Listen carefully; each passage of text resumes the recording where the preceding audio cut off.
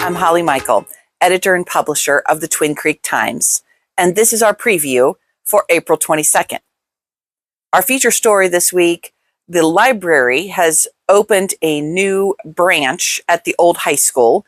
It's just for students, and it gives them the ability to take a walk and visit the library, something similar to what several classes had been doing when they were at the school in Germantown. And one of the interesting angles of this story is that the need for this library also comes from the fact that the new school doesn't really have a traditional library. Now, the school has provided some great information that's in the story about how the space for the traditional library has been reallocated throughout the building, and that certainly there are books available to students.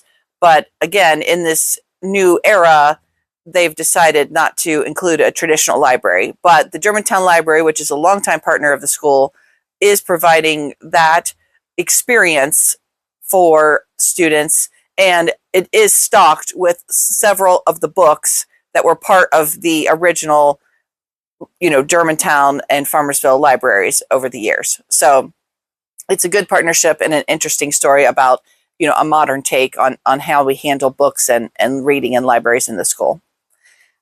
This issue also includes a tribute to my father that I wrote.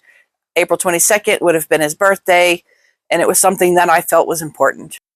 The list is back this week, and we look at some local museums, including the Germantown Historical Society, the Veterans Museum, the Brookville Historical Society's Spittler House, and then a museum out in Preble County. And all are really enjoyable and something that you and your family will want to check out. And speaking of the Historical Society, they have their open house scheduled for May 3rd. So check out this article that I have this week to see all of the events and people that they have coming as a special time to both open the museum and celebrate the history of Germantown. Demolition of the school in Farmersville is nearly complete.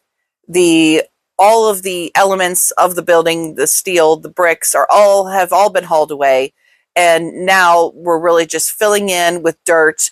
The dirt has come from dirt that was saved during the construction of the new building, so they're able to haul that over from Manning Road to Farmersville by the truckload and fill that in.